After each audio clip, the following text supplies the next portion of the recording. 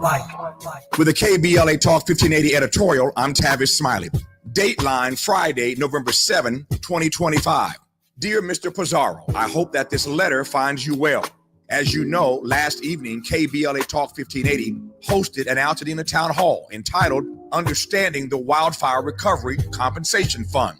The venue was at capacity, and as KBLA has maintained all along, no plaintiff's counsel was involved in any aspect of the program, such that Southern California Edison could well have participated per its initial commitment in writing on October 7, 2025. That said, in both private communications and public pronouncements, we note that SCE has offered to appear on KBLA Talk 1580 to address the Altadena community regarding its fast pay program, which was discussed in depth at last night's gathering. We would like to accept SCE's offer and invite you, Mr. Pizarro, to appear on KBLA's nationally syndicated radio program, Tavis Smiley. The show broadcasts weekdays from 9 a.m. to 12 p.m. Pacific Standard Time, and we are happy for you to choose any day, any hour for a live in-studio conversation. Please let us know which day and time work best for you. We look forward to welcoming you to our studios in Leimert Park. Sincerely, Tavis Smiley, founder, Smiley Audio Media, Inc., Chief Visionary Officer, KBLA Talk 1580, host, Tavis Smiley. With a KBLA Talk 1580 editorial, I'm Tavis Smiley. As always, we welcome your feedback.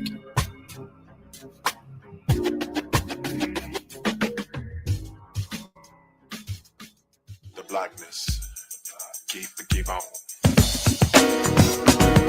Never say die, keep on.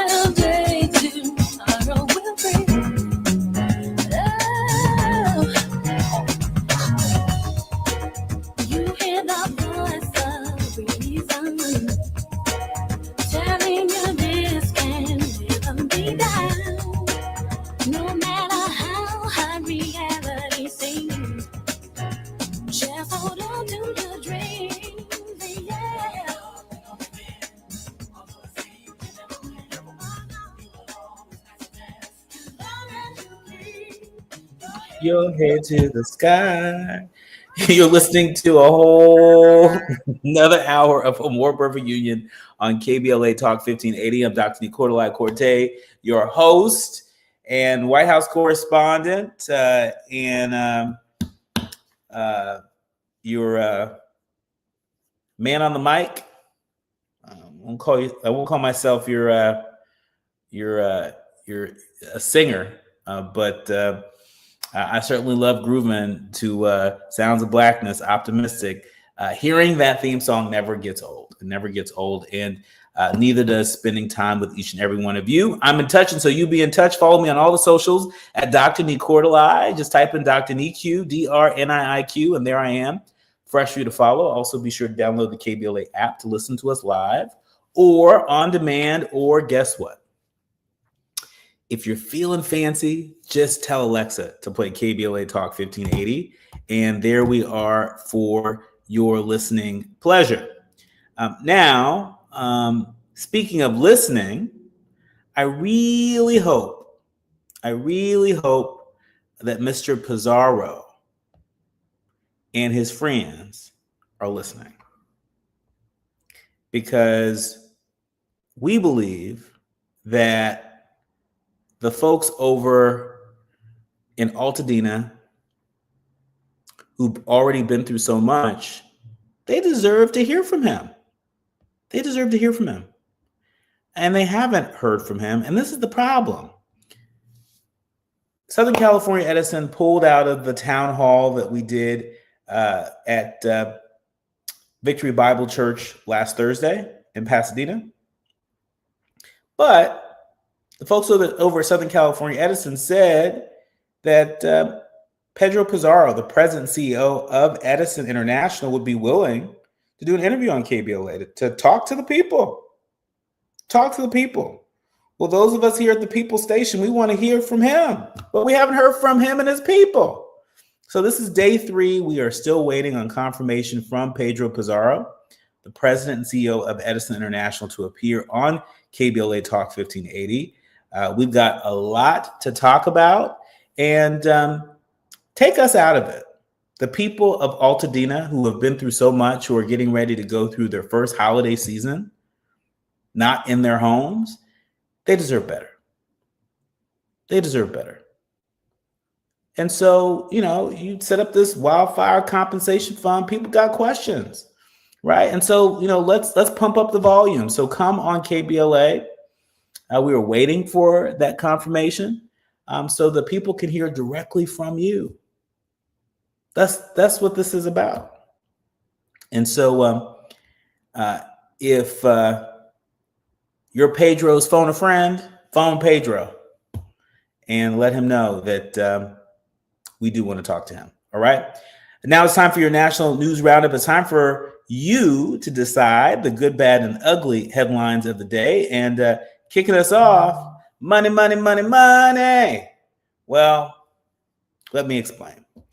People Magazine and other outlets are reporting that Donald Trump says that tariff dividend of at least $2,000 will be paid to most Americans. This is what you need to know. Donald Trump said in a Truth Social post just yesterday on November 9th that most Americans will receive a tariff dividend. A dividend of at least $2,000 a person, not including high-income people, will be paid to everyone. That's what the president wrote. Trump's statement came amid a series of posts blasting Democrats for the ongoing government shutdown. In the same post, Trump wrote, "People that are against tariffs are fools." The latest statement from Trump doesn't mark the first time he's raised the idea of tariff dividends. The president previously brought up a, quote, distribution to the people in an October interview with One America News Network. And at the time, Trump said that the sum of the suggested distribution would be $1,000 to $2,000 per person. Months earlier, you might remember that Missouri Senator Josh Hawley, he introduced a similar idea in legislation aiming to provide rebates of $600 to almost every American, plus their dependent children, using tariff revenue. The idea also comes as the Supreme Court is reviewing the legality of president's tariffs, many of which lower courts previously found unlawful. And so we're going to see what happens here. But I'm wondering if this is intended to put pressure on the Supreme Court. So basically, you're dangling this $2,000 check before our fellow Americans. And if the Supreme Court comes up on the wrong side of the legality of tariffs, of Trump's tariffs, then does he then go to the people and say, the courts won't let me do it, but I'm going to do it anyway? I mean, I don't know. It's feeling a little bit like a setup right here. And especially in light of the fact that people's insurance premiums are skyrocketing and with no relief in sight. And so, this could be the perfect deflection if you really think about it. But we'll see how serious the president and Republicans are about this tariff dividend. And interesting language, because an election cycle or two ago, weren't we referring to this as universal basic income? Go look it up.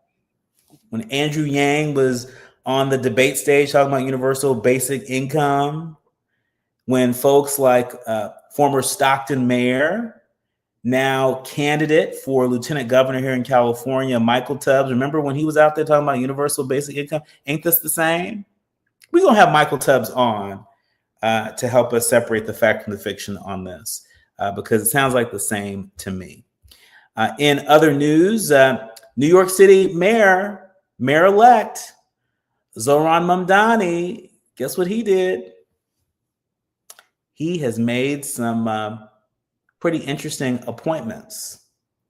He's appointed a veteran budget official to be his first deputy mayor, tapped a seasoned hand of city and state government to lead operations for City Hall as he embarks on a very ambitious agenda. The appointment of Dean Fulahan as top deputy gives institutional heft to Mamdani's budding administration, offering insights into how the 34-year-old Democratic Socialist will pursue a policy slate that skeptics have skewered as financially unrealistic. Fulahan, who's 74 years old, will bring more than 4 decades of government experience to the job, including past posts as former Mayor Bill de Blasio's budget director and deputy mayor, as well as his extensive tenure in budget and policy roles in the state legislature in Albany. Mamdani also appointed L. Bisgard Church, a top campaign advisor, as the chief of staff in the state assembly to be his City Hall chief of staff. And so it's one thing to campaign on an economic justice initiative or an economic justice agenda. It's one thing to do that. It's another thing to actually govern. And these early choices of people on his team are demonstrating that Mamdani is serious about governing. And he's pulling in people that don't have Democratic Socialists next to their name. We're going to see how this thing works out. But already Mamdani is continuing to turn heads. When we come forward, I'll be joined with my guest, William Godwin. He's a former White House fellow and former Gary City Council president and real estate expert. I want to talk to him about the Trump administration's 50-year mortgage idea and what that's all about. What does that mean for folks that are struggling to become homeowners, that are struggling to build economic wealth, dare I say generational wealth through real estate? We're going to talk about that as well as some of Trump's very controversial pardons, his latest round, I should say, of controversial pardons of folks linked to the 2020 election, including former New York City Mayor Rudy Giuliani. You're listening to and streaming a More Perfect Union on KBLA Talk 1580. More with William G. Godwin when we come forward. You're listening to A More Perfect Union on KBLA Talk 1580. We've got a lot to talk about. It's been said that when someone you love has Parkinson's, you have Parkinson's. The Parkinson's Foundation knows that the disease doesn't just affect the diagnosed. It affects everyone who supports and helps care for them. If you have questions, the Parkinson's Foundation has answers. We can help you understand the disease and give you tips for living a better life. Find your answers at parkinson.org or call 1-800-473-4636. The Parkinson's Foundation. Better lives together. Small businesses are the heart of America. But you don't have to go it alone. As the nation's largest nonprofit resource of expert business mentoring, SCORE has helped millions of entrepreneurs build their businesses for free. Get the connections, education, and guidance you need with SCORE. We're ready to help. Find a mentor today at score.org.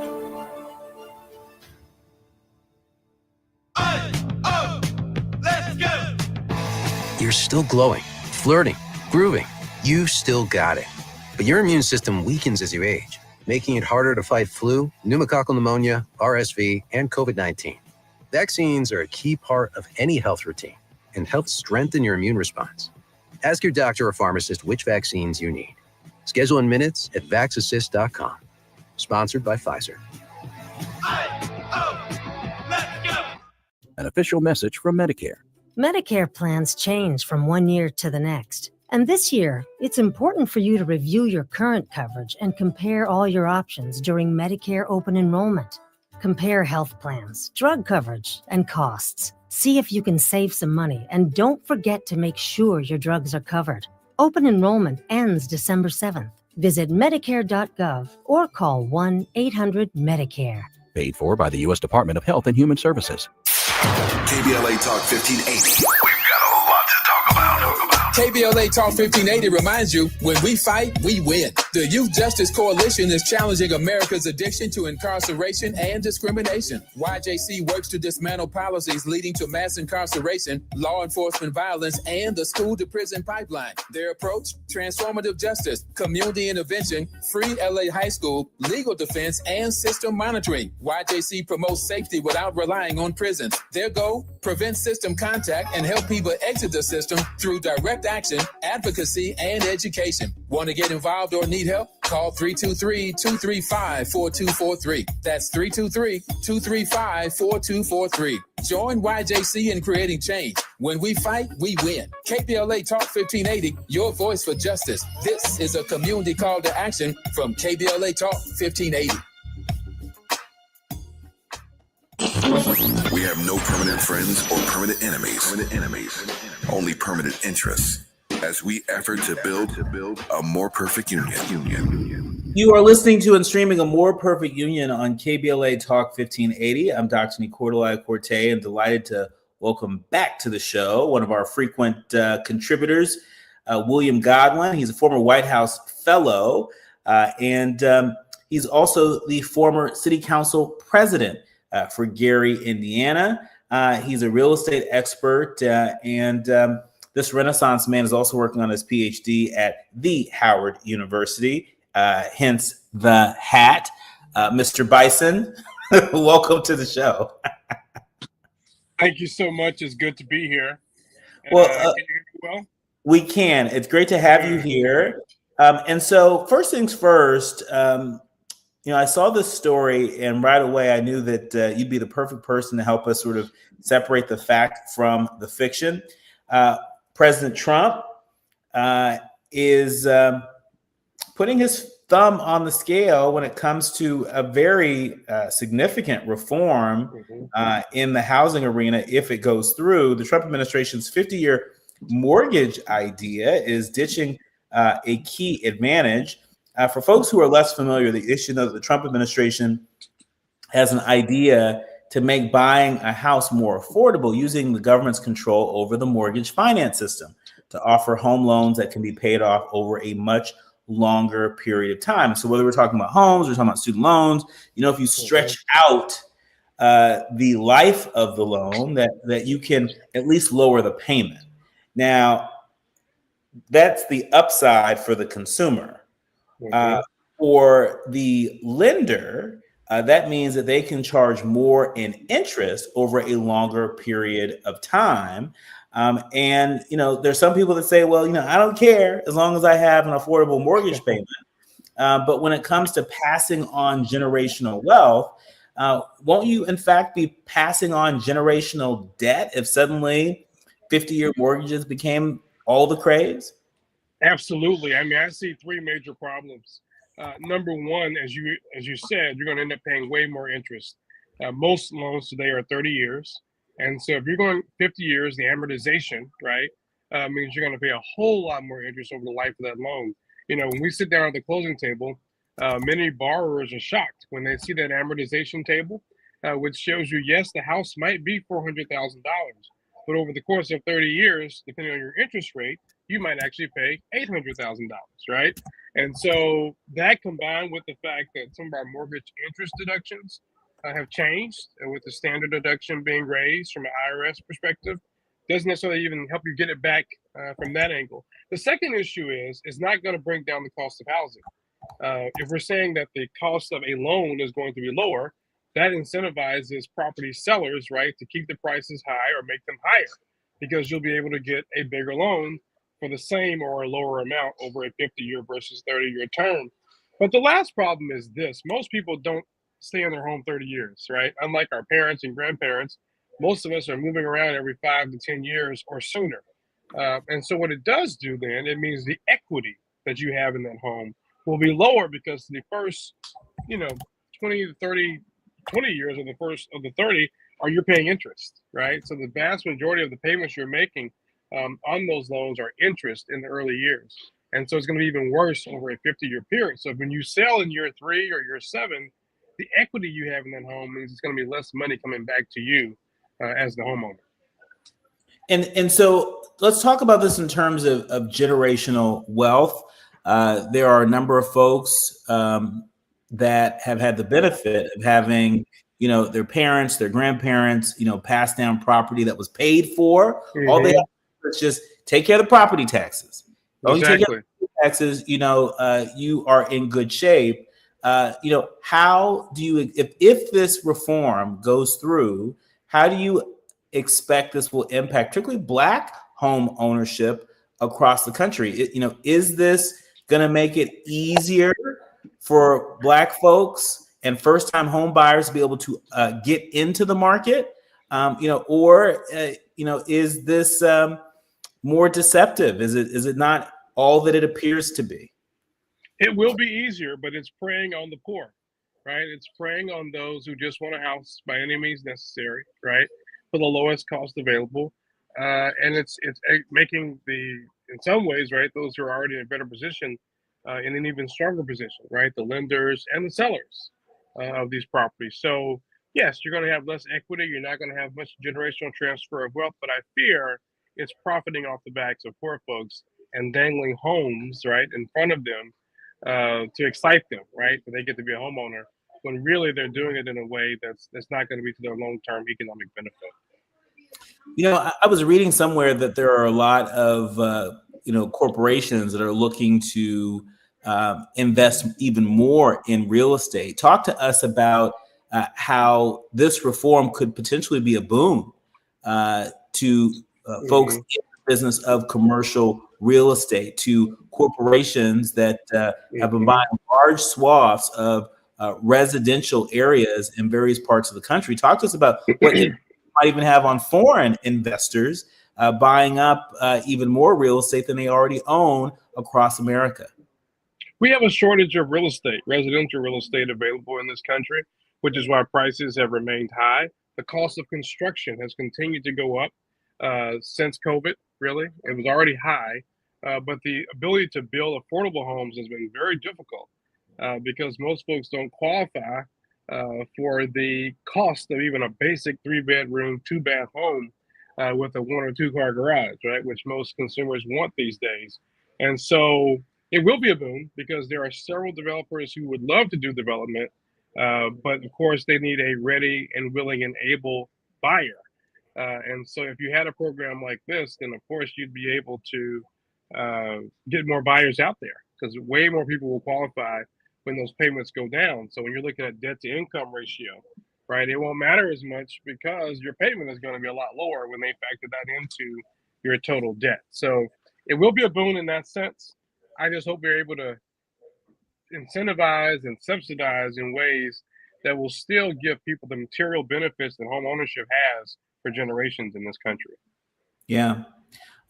Speaking of fights for access over the course of generations, the Supreme Court turned some heads today. On one hand, the Supreme Court rejected this long shot effort to overturn the same-sex marriage ruling. And on the other hand, the Supreme Court is to consider a challenge to the Mississippi mail-in ballot law.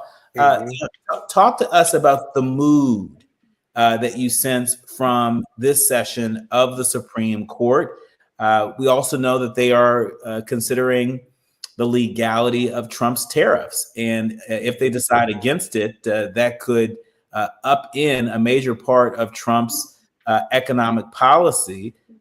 Read the tea leaves in terms of this session of the Supreme Court. What do you think we should expect? I think this will be the most pivotal year in the court in quite a while. There's so many hot items, including the Voting Rights Act, and the potential for, I think, Section 2 to be gutted, which would be detrimental to so many of the majority minority congressional districts around the country, could cut them in half in terms of the Congressional Black Caucus. And so it's going to be a very pivotal year. I'm looking very closely at Justices Roberts and Barrett. I think they are the two who are most likely out of the current Supreme Court block of 6 conservatives who are maybe willing to partner with the 3 quote unquote liberal, I hate using that word, justices to kind of hold the line. And let's bring some normalcy. Let's bring some order. Let's bring some stability to our processes, our constitutional processes that really have been upended over the last several weeks, months, right, of this current administration. So I'm hoping that those two will hold the line and keep some normalcy within our system, as we've seen so much rapid change happen. I think the tariff piece is absolutely critical. Unfortunately, Congress has really ceded a lot of ground on that over several years before this administration in terms of executive power to negotiate these trade deals. And so we need to get a lot of that back. I think it's going way out of control, more than what anybody could have expected. And maybe to his credit, Trump has basically pushed buttons that other presidents did not. And he's challenged the authority that he has, and to see just how far he could go. But this is going to be a pivotal year, perhaps the most pivotal in recent memory in terms of the Supreme Court. It could reshape American politics, actually. Well, look, I'm right there with you. I too believe this is going to be a critical term on the Supreme Court, and we're not going back to what was. No. We're going into the unknown. We're going into the unknown. Was there one last thing you wanted to add? No, I was just saying, can you imagine the CBC being cut in half in terms of Black representation, and not only the color of skin, but the issues, right, that are brought to bear? We've called the CBC the conscience of the Congress. And so imagine that being cut in half across this country, detrimental. Absolutely. Our thanks to former White House fellow William Godwin for joining us. We're switching gears. We talked a lot of politics, but we're going to talk about Tupac when we come forward. My interview with the author of the new biography on Tupac Shakur. You don't want to miss that conversation when we come forward. You're listening to and streaming A More Perfect Union on KBLA Talk 1580. The audience is listening, thought-provoking, eye-opening, heart-rendering. This is where authentic voices meet powerful discussions on culture, community, and change. This is where Black voices matter. He's breaking boundaries, amplifying diverse perspectives, and tackling the issues that matter most to you. You're inside A More Perfect Union with Dr. Nii-Quartelai Quartey on KBLA Talk 1580. I'm Amber Payton with BIN News Now. Closing arguments are underway in the trial of 3 former San Antonio officers accused of killing Melissa Perez, who was having a mental health crisis while armed with a hammer. This is not an attack on law enforcement and those who have made that commitment. Prosecutor Daryl Harris, who is Black, said they violated police training, while defense attorneys argue the officers feared for their lives. Democrats and voting rights groups say North Carolina's new GOP-drawn map discriminates against Black voters by cutting their share in Rep. Don Davis's district by over 8%. The NAACP is suing to block it, calling it an attack on democracy, while Republicans argue redistricting has long been a bipartisan practice. In New Jersey, Congresswoman Bonnie Watson Coleman, the state's first Black woman in Congress, will retire in January. The 80-year-old trailblazer has served more than 50 years in public office, earning praise from Governor Phil Murphy for her fearless service. Get BIN News Now on demand 24/7 on the iHeartRadio app. Pasadena, it's a stall on the 210 westbound past Hill. Right lane is blocked, delays away from Sierra Madre. Also a wreck in Pico Rivera, 605 southbound just past Washington.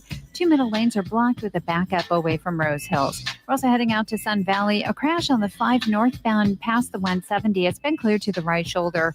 Delays out of Burbank getting away from Hollywood Way. Families have been loving LifeSource Whole House Water Systems for over 40 years. And now when you buy LifeSource, you can save up to $1,000 with the no sales tax special. Call 800-WATER-99 or visit lifesourcewater.com. And soon, warranty limitations apply. This is the KBLA Sports Minute with Ray Richardson. The NBA lost an icon on Sunday. Lenny Wilkins, one of only 5 men to be inducted into the Naismith Basketball Hall of Fame as a player and a coach, passed away. He was 88. Wilkins was a pioneer among African-American head coaches in the NBA. His 1,332 victories is third all-time behind Greg Popovich and Don Nelson. Wilkins, a 9-time NBA All-Star as a player, was inducted into the Hall of Fame a third time for his contributions as an assistant coach with the infamous 1992 U.S. Men's Olympic basketball team, a roster that became known as the Dream Team. Lenny Wilkins, an outstanding legacy as a player and a coach. The UCLA and USC women's basketball teams are ranked in the top 10 in this week's Associated Press Top 25 poll. UCLA is third behind UConn and South Carolina. USC is number 8. No debates, no speculation, just the info you need. That's your KBLA Sports Minute. I'm Ray Richardson on KBLA Talk 1580. All I need is one mic. With the KBLA Talk 1580 editorial, I'm Tavis Smiley. Dateline Friday, November 7, 2025. Dear Mr. Pizarro, I hope that this letter finds you well. As you know, last evening, KBLA Talk 1580 hosted an Altadena Town Hall entitled Understanding the Wildfire Recovery Compensation Fund. The venue was at capacity, and as KBLA has maintained all along, no plaintiff's counsel was involved in any aspect of the program, such that Southern California Edison could well have participated per its initial commitment in writing on October 7, 2025. That said, in both private communications and public pronouncements, we note that SCE has offered to appear on KBLA Talk 1580 to address the Altadena community regarding its fast pay program, which was discussed in depth at last night's gathering. We would like to accept SCE's offer and invite you, Mr. Pizarro, to appear on KBLA's nationally syndicated radio program, Tavis Smiley. The show broadcasts weekdays from 9 a.m. to 12 p.m. Pacific Standard Time, and we are happy for you to choose any day, any hour for a live in-studio conversation. Please let us know which day and time work best for you. We look forward to welcoming you to our studios in Leimert Park. Sincerely, Tavis Smiley, founder, Smiley Audio Media, Inc., Chief Visionary Officer, KBLA Talk 1580, host, Tavis Smiley. With a KBLA Talk 1580 editorial, I'm Tavis Smiley. As always, we welcome your feedback.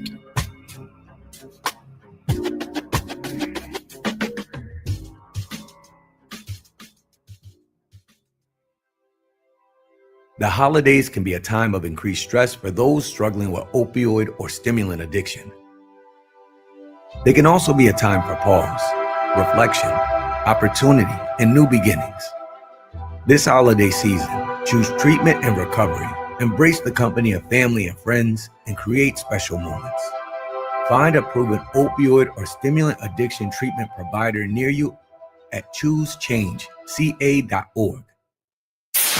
KBLA Talk 1580. We've got a lot to talk about.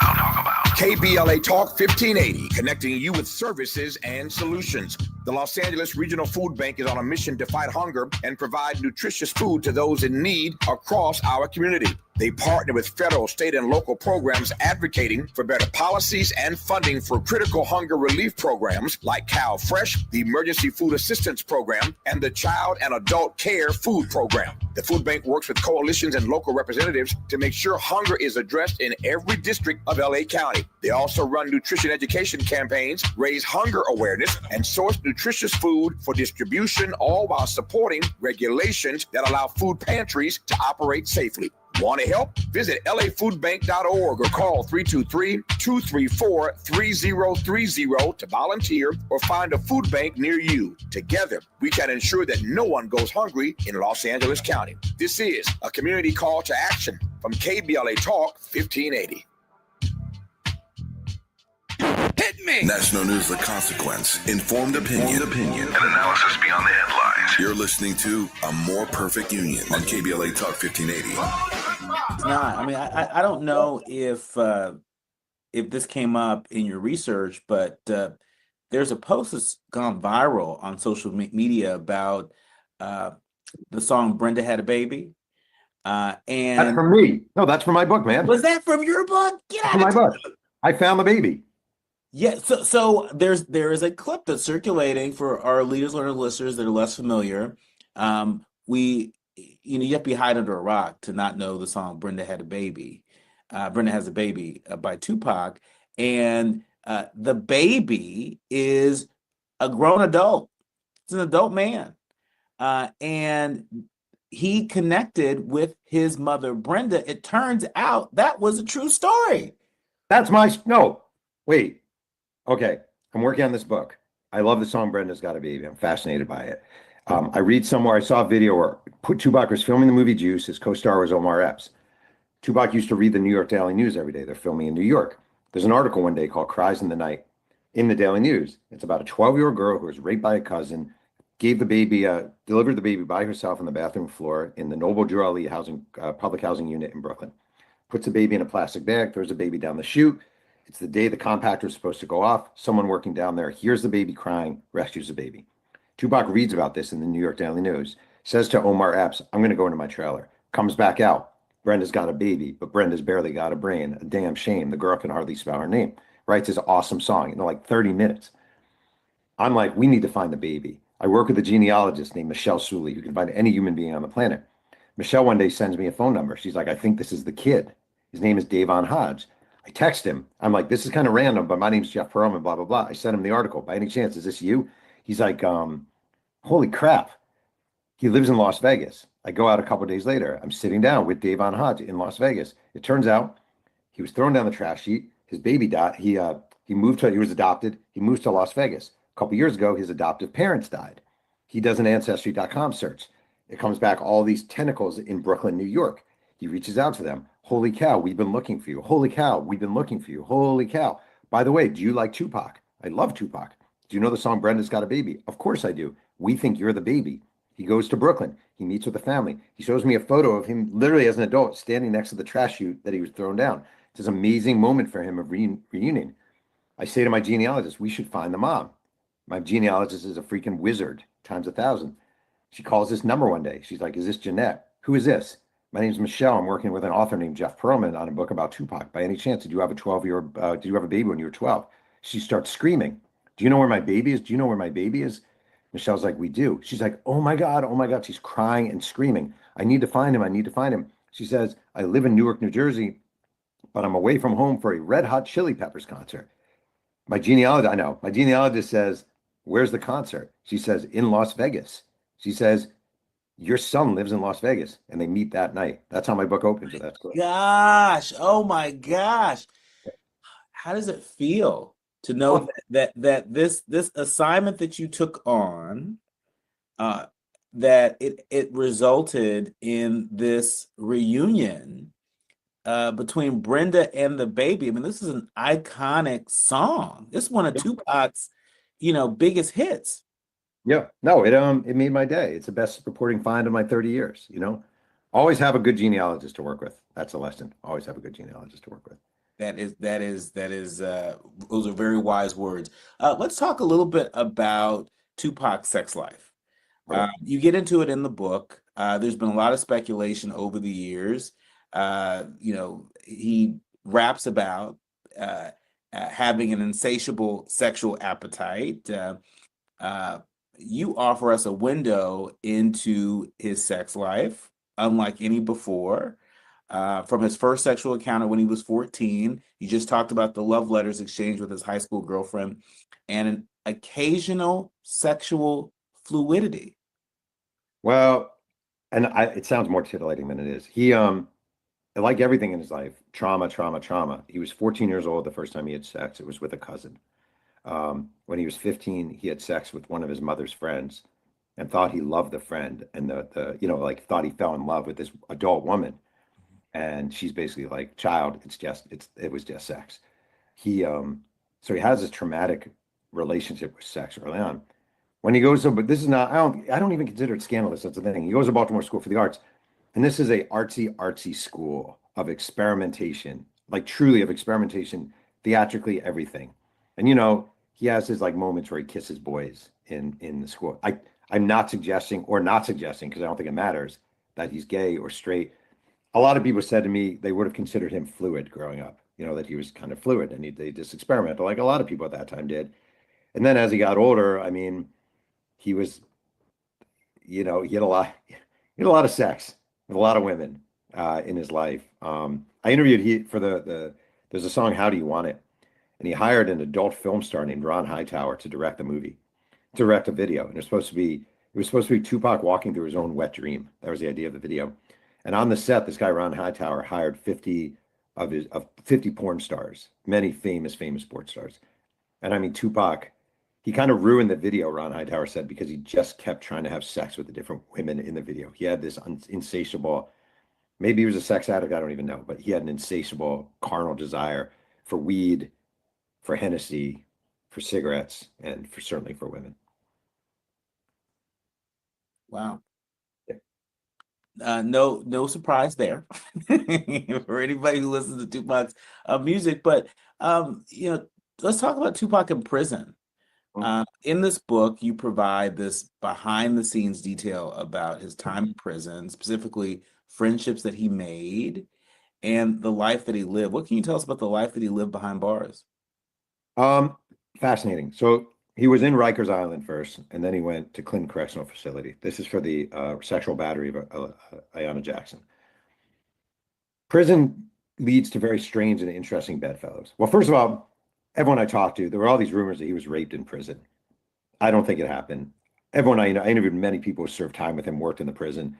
To a man, they were like, that did not happen. That just didn't happen. That was a stupid rumor. Tupac's closest friend in prison was a kid from Long Island named Shannon Siegel, a white Jewish kid who was in prison for beating up a black classmate with a baseball bat. And he was sent to prison. And Tupac and Shannon Siegel were inseparable in prison. And another one of his close friends was a guy named Joey Fama, who was in prison for the shooting death of Yusef Hawkins, a black teenager in New York City. So basically, Tupac's closest prison friends were both guys who Al Sharpton led civil rights marches against. And Tupac he was just looking for company, and he was looking for people to spend time with. And Tupac went, like, when he emerged from prison, when he emerged from Clinton, when he was bailed out and went to death row, all he took with him were binders and binders of writing. Like, he wrote so many things in prison. He wrote screenplays in prison. He wrote poems in prison. And that first day out, when he signed with death row and he flies to LA, he goes to Monty's Steakhouse to eat. He goes to Can-Am Studios. He takes a nap. He gets out from the nap, and he records 7 songs his first day out of prison, including I Ain't Mad at Ya and Ambitions as a Rider. Like, he was just ready to go, hopping between studios. It was cool. I don't know many people who recorded 7 songs when they come out of prison. I don't know if people record 7 songs in a day period. Great level of productivity, but I guess he was itching to go, Wow. I mean, just, so many insights about Tupac. And what's really great about this book is because of the folks who participated, because so many, friends, childhood friends, family members participated, you really sort of put a lot of the rumors to rest. Let's talk about the final days of Tupac, where you basically recreated all the movements that led to that fatal encounter, as well as the near misses that could have kept him alive. What was the most stirring insight from his final days that you captured on the page? I mean, there were a couple of things. It's funny, I interviewed the officer who got to him after he was shot, the first officer who got to him, because basically he shot at the intersection of Flamingo and Colville in Vegas. He's a passenger seat of Suge Knight's car, and he drives off, and they wind up, but they've been shot up, so they wind up on the side of the road. And that night in Vegas, they were understaffed. The police staff was understaffed. So it was a bicycle cop who shows up. He's literally riding his bicycle, and he gets to the scene, and he pulls his gun out, and he's pointing it at Suge Knight's car. And he sees Tupac. Tupac kind of slumps out of the car. The door opens. He opens, slumps out. And the officer swore to me. He's like, Tupac looked at it. He's like, are you okay? The cop is like, are you okay? Can you hear me? Can you hear me? He said Tupac looked at him, and this is very Tupac. And his last words to him were, F you. And then he slumped to the ground. I think a lot of people, I entered this book. The one thing that stayed consistent with me is I entered this book finding Tupac's death just so stupid, like just stupid. Like it didn't have anything to do with how he was raised as a Panther cub and his mom and the pride. It was him being impulsive and punching a member of the Compton Crips and them getting a revenge on him. It was, why are you doing this? Why are you punching this guy? Why are you going up to him? Why is death row letting you go up to him? And it was so unnecessary. Like it breaks my heart still having written this book. Like, you're 25 years old. You are so gifted. You are so talented. You have so much going for you. You are so smart. You're one of the great writers of your period, and you die in a really stupid and unnecessary gang-related altercation. It sucks. I hate it so much. I wish there were a nice ending to this book. I truly do. I hate it so much. I will tell you, I did find Tupac's grave, which I don't think anyone knew existed. True story. Where is it? In Lumberton, North Carolina, on an abandoned lot. Wait a minute, Jeff. Wait a minute. You're saying that Tupac's grave is in North Carolina? It's in Lumberton, North Carolina, on an abandoned lot. So his mom, he was cremated, and a bunch of his ashes were thrown to sea, and she saved some of his ashes. And she's born and raised in Lumberton, and she went back there, built a house, built a grave, buried the ashes in the grave. There's a tombstone. Literally, I stood above Tupac Shakur's tombstone. The lot, she died in 2016. No one has lived in this house since. And on the property is Tupac Shakur's tombstone. And I was taken there because the caretaker of the property gave me a tour. And he said, "Do you want to see where Tupac's buried?" And I'm like, "What do you mean?" And he's like, "Do you want to see where Tupac's buried?" And I was like, "What do you mean?" He's like, "Oh, all right, follow me." He took me to the grave. And there it was. There's a picture of it in the book. Yeah, it's crazy. Wow. Fresh insights, all up in this book. Jeff really helps readers to understand why Tupac's legacy looms so large, even decades after his death, in this exhaustive, comprehensive work. It's called Only God Can Judge Me. It stands as the first book to fully reckon with the complexity of Tupac Shakur. Wowie kazowie. I mean, we could talk, for hours and hours and hours about these insights. I assume you're going to be going on a book tour now. They don't do it like that. I live in California, so I'm doing like a California tour, but they don't do, just publishing has changed a lot. And like, I actually get it. Like, sending an author to a bookstore in Cleveland, Ohio, you're paying for the flight, you're paying for lodging, you're paying for food, and you probably sell 40 books. It's one thing if you're like sadly these days, if you're a celebrity chef or you're like on the Real Housewives, but if you're Jeff Pearlman, book writer, it's not really worth it. So I do my own stuff. It's a lot of media. I'm also telling you right now, I'm making you this trade. If you want to trade names, I'm in. Give me one shot of it. This is my one offer. I'll throw in a signed book if you do it. But I don't know what I would sign it. I don't know what I would sign it. Which name do I use when I sign the book? I want the signed book anyway. First things first. Yeah. But secondly, if you're walking around with Nii-Quartelai, I don't know, people might think you albino or something. I don't know. All love. Our thanks to Jeff Pearlman. We really want to encourage our leaders, learners, and listeners to go out and pick up this book. It makes for a great holiday gift. The holidays are right around the corner. I know my high school best friend is a big Tupac fan. And so, cover your ears, Jazz. You just might get this for Christmas. You know what they say? Nothing says Happy Hanukkah like a Tupac biography. There you have it. You're listening to it streaming on More Perfect Union on KBLA Talk 1580. Our thanks to Jeff Pearlman, the author of Only God Can Judge Me. Thank you so much. Excellent. Nice work. More Perfect Union on KBLA Talk 1580. We've got a lot to talk about. Oh no, stomach issues again? Stomach issues? Who are you? Your pancreas. I could be the real reason for your diarrhea, gas, bloating, stomach pain, or loose oily stools. I thought it was my stomach. People often do, but any of these symptoms could mean having a condition called exocrine pancreatic insufficiency, or EPI. With EPI, the pancreas doesn't release enough enzymes to break down food, but EPI is manageable. Use the symptom checker on identifyepi.com and speak with your doctor. That's identifyepi.com. Sponsored by AbbVie. It's Cybersecurity Awareness Month. LifeLock is here with tips to help protect your identity. Use strong passwords, set up multi-factor authentication, report scams, and update your software. And for comprehensive identity protection, LifeLock is your best choice. LifeLock alerts you to suspicious uses of your personal information and fixes identity theft, guaranteed, or your money back. Start your protection today with a 30-day free trial at LifeLock.com. Use promo code NEWS. Terms apply. KBLA Talk 1580. We've got a lot to talk about. KBLA Talk 1580, connecting you with services and solutions. Worried about eviction? You have rights, and Stay Housed LA can help.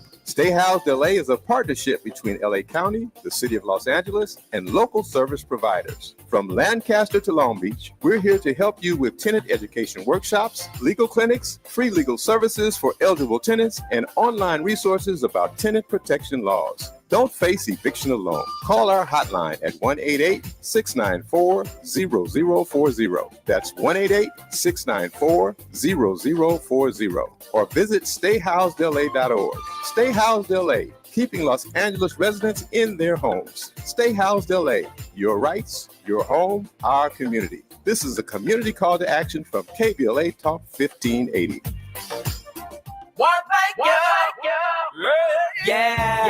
The California Crusader newspaper would like to thank all of our subscribers for their support throughout the years, proudly serving the South Los Angeles and South Bay areas for more than 40 years. The California Crusader is a multicultural, Black-owned, adjudicated newspaper that focuses on providing newsworthy information to the people in our community. We're constantly looking for ways to assist businesses in our community to connect with our subscribers. We provide low-cost, effective ways to promote your business with our reasonable and affordable advertising rates. You can participate by suggesting, sharing, and submitting your stories on the California Crusader newspaper Community Share Facebook group page, or visit our website at cal-cruise-news.com. That's calcruisenews.com. Then click on the Submit Now button located on the top right corner of the homepage, or text CCN to 42828. Again, text CCN to 42828. The California Crusader newspaper, working together to build a better community for our future. Subscribe today. Notable journalists, industry leaders, lawmakers, change makers, tastemakers, and you, working to build a more perfect union on KBLA Talk 1580. You are listening to and streaming A More Perfect Union on KBLA Talk 1580. Look, there's a lot of headlines that are swirling. There's a lot of change afoot across our country, enough to make anybody with a love for food reach for the fork, reach for the spoon, maybe the knife. Look, we know that whether it's challenging times or you're just looking for a good time, we all enjoy a good meal. And this headline in the New York Times really caught my attention. I think it might have yours. The question was, are Michelin stars now an economic must and not just a culinary honor? Now, I've been to all sorts of different restaurants, hole-in-the-wall restaurants, restaurants that have won the James Beard Award, Michelin star restaurants, the whole shebang. Just because you have a Michelin star doesn't mean that the food is tasty. But hear me out.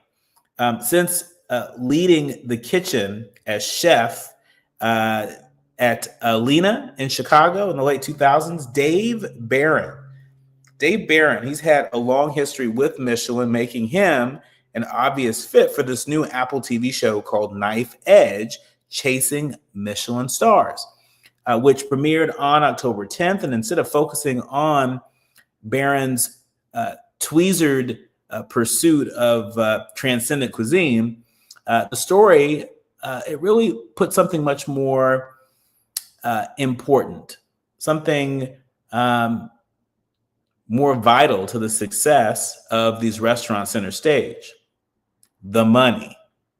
Specifically, how much money his Santa Monica restaurant, Pazzioli, was bleeding after losing its Michelin star in 2022. In one scene, his chief operating officer tells him that the restaurant is in the red, even though they're charging $65 for a single entree. And another, he says losing a star costs Pazzioli 30 to 40% of its business. And at the end of this episode, Barron decides to pivot Pazzioli away from Michelin and towards being a neighborhood restaurant. It was becoming a restaurant I frankly couldn't afford to go to on a regular basis.